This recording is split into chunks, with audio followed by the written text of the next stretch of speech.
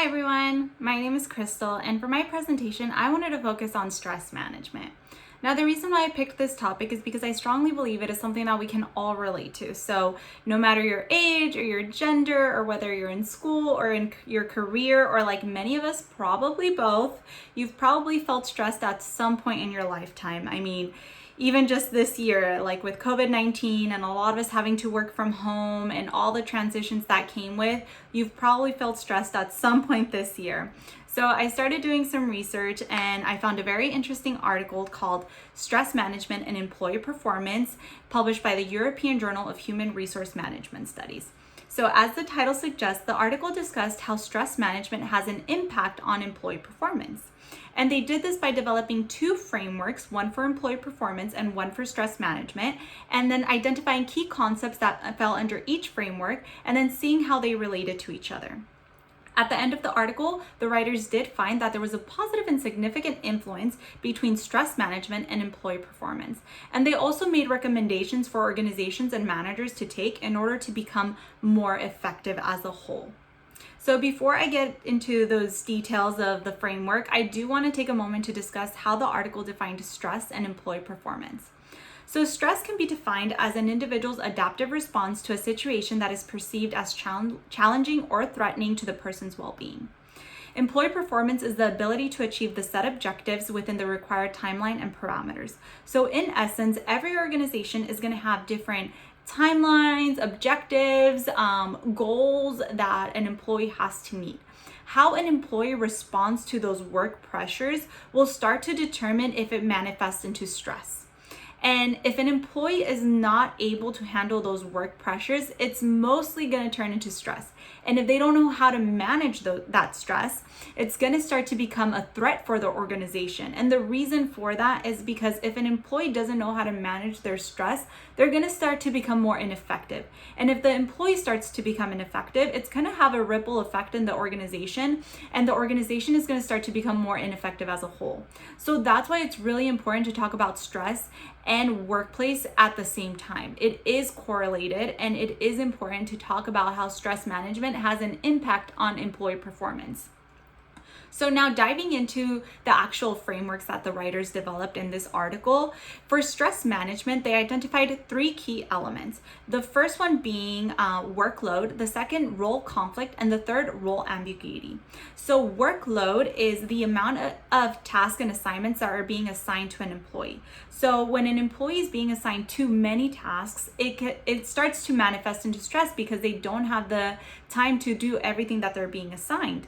And if they start to be assigned too little tasks, that can also manifest into stress because it means that they're not feeling productive, they're not feeling useful, and they're not feeling like they're an asset to their organization. So I don't know about you, but I can definitely think of times where I've been in both situations, and I did feel a bit stressed out when I was in both type of situations. So now the second one that they discussed was role conflict. So in role conflict, it means that there are incompatible requirements that an employee is being told by their supervisors, by their coworkers, by their directors, maybe by the role that they were initially hired for. So there starts to become conflict between what the employee believes that they should be doing and what other people believe that they should be doing. So, and all of this conflict starts to create tension for the employee. And again, that's when stress levels can arise.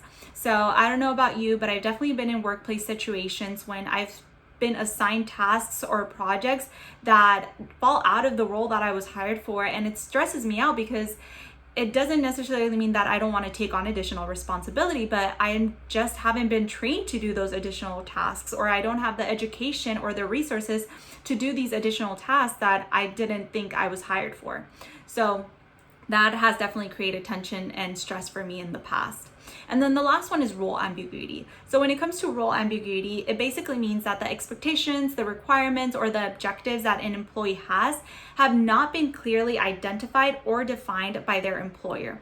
And this lack of communication perhaps starts to create stress for the employee because they don't know what they're supposed to be doing. And if they don't know what they're supposed to be doing, they're going to feel stressed because they don't know how to be productive and they don't know what they should be doing in the workplace setting that they're in. So that's where role ambiguity comes into place.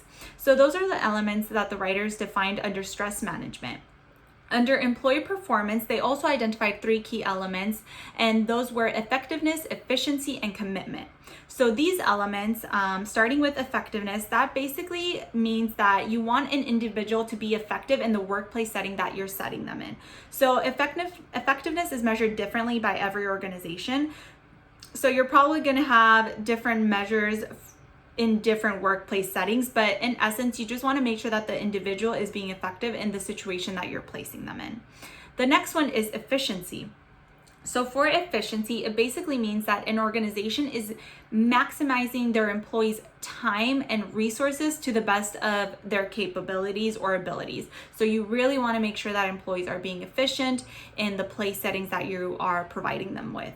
Right? So organizations want to maximize speed and time, and you want employees to be efficient in those settings. And then the last one is commitment. So employee commitment is a bond between the employee and their organization such that the employee has a sense of loyalty to that organization. So I can definitely relate to commitment only because I have been with my company since I graduated college. It was my first job. I've been with my company for 5 years, and I have a very high level of commitment towards my company because I just have created a bond with my company over the last 5 years and how good they have been to me. So I definitely have a sense of commitment for my company, and I definitely want to perform well and to the best of my ability because I don't want to give my manager or director a reason to fire me or let me go.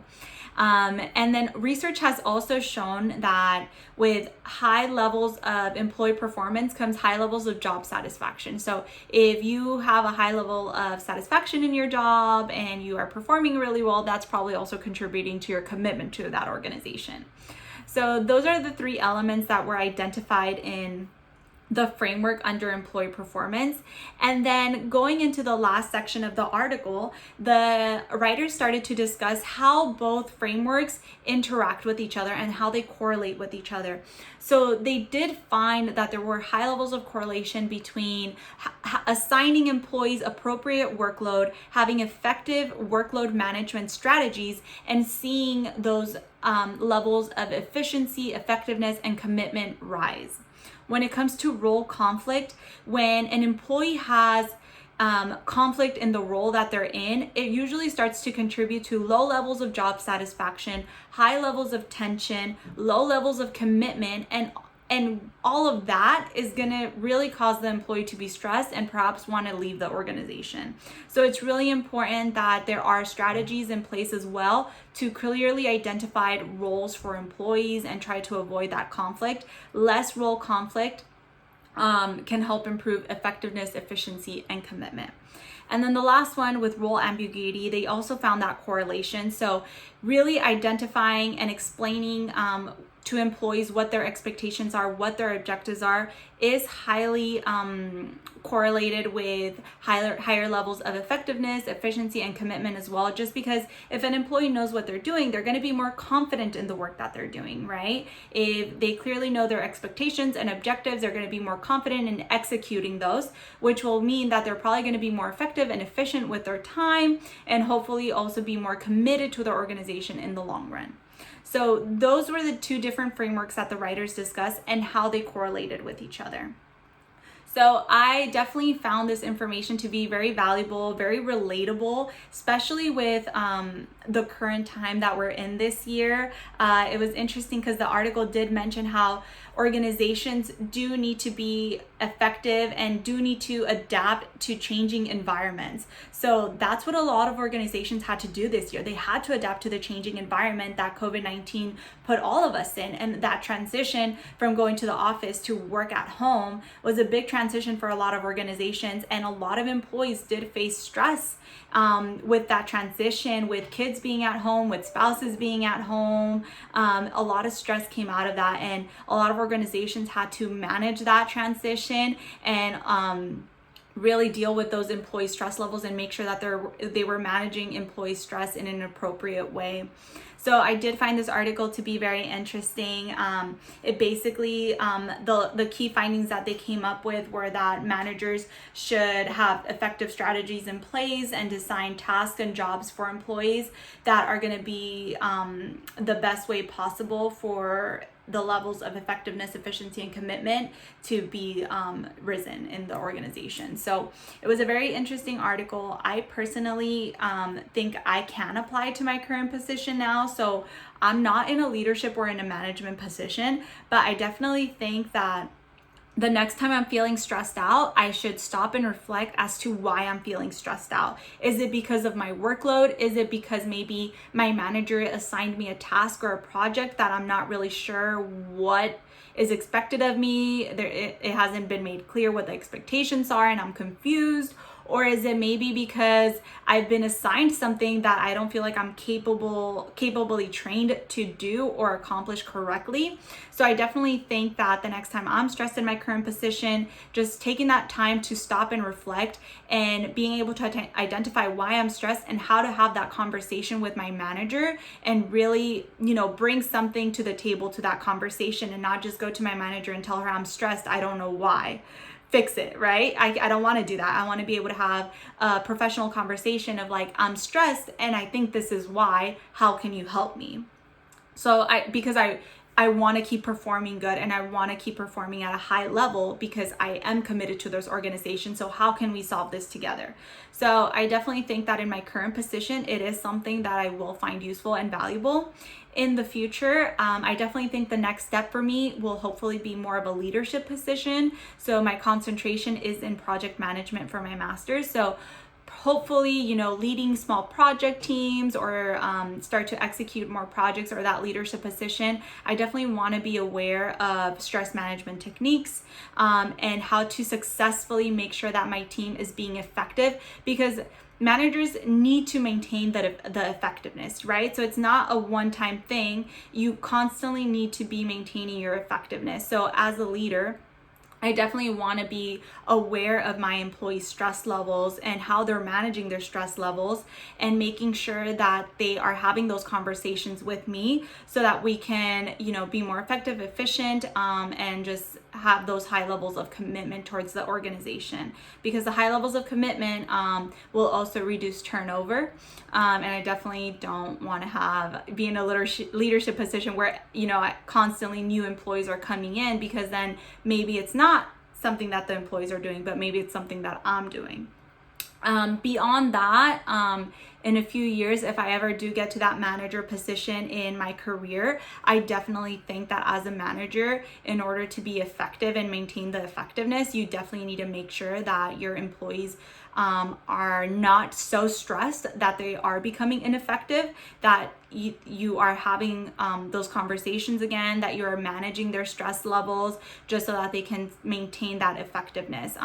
And something that I love from my current manager that she does, I think she's very aware of how my different team members handle stress, because every person does handle stress differently, but she knows how to have those conversations with us and she knows how to approach those conversations. So that's definitely something that as a manager, I want to be able to do. I want to be able to just be comfortable enough to approach the people that are on my team and talk through the stress together and how to manage it and just what can be done to improve those stress levels in the future. So I definitely think that this article that I read was extremely informative. It was very interesting, something that I could apply now and in the future, and just very relatable to the current time that we're in. I will also say that something interesting was one of their findings was that having flexible work schedules would be something that would help employees manage stress better, which is crazy because now that a lot of people are work from home and we are given that flexibility, I think that was a very interesting tie-in that this article had. So if any of you are interested in reading this article, I'll definitely put the link down below or my citation down below so that you guys can go check it out. If any of you have follow-up questions for me, I would be happy to answer those as well. Or just, email me or message me on Blackboard. I'd be happy to have that discussion with you. But overall, I hope you found some takeaways from this article, or were able to relate to the article like I did. And hopefully you took away some stress management techniques that you can start to implement in your current or future position as well, like I did. So other than that, my name is Crystal again, and hopefully we'll be talking soon, or working in a project together. You never know. All right, bye guys.